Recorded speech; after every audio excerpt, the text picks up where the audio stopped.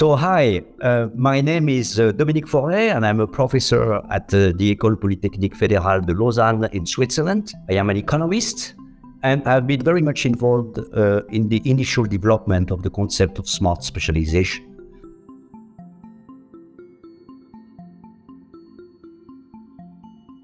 The concept of smart specialization differs from previous policies in 4 different ways.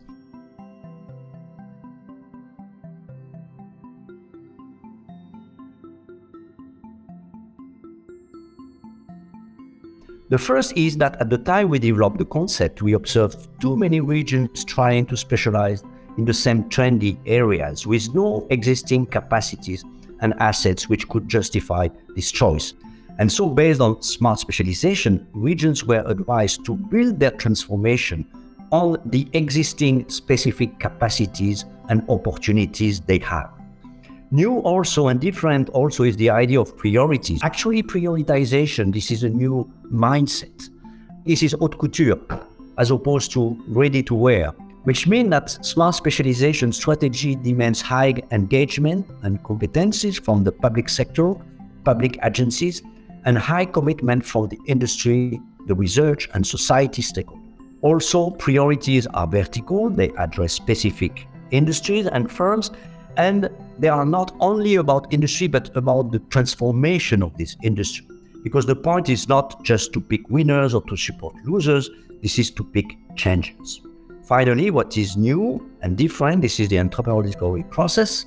Once a priority has been established, then the goal is to provide all the specific infrastructures and public goods which are needed to innovate, and the government just cannot do that. It's too much detail and specific.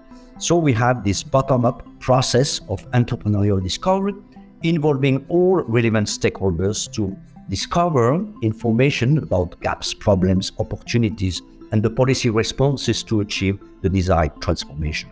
So that the 4 differences build on your specific capacities and opportunities, prioritize, priorities are vertical and address transformation.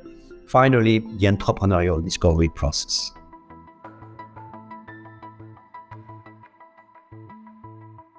Actually, the first period of implementation between 2014 and 2020 was a period of massive experimentations. The results were logically only partial and imperfect, but we learned a lot. And the interactions between academics like me and policymakers have been so fruitful and productive. I'm thinking, for instance, of my own interactions with Swedish policymakers at national and regional levels. We work together so much and so well. And the result is that now the concept is robust and proven. Smart specialization is becoming mainstream. The recent communication of the European Commission on innovation qualifies smart specialization as the EU's principal methodology for reinforcing national and regional ecosystems.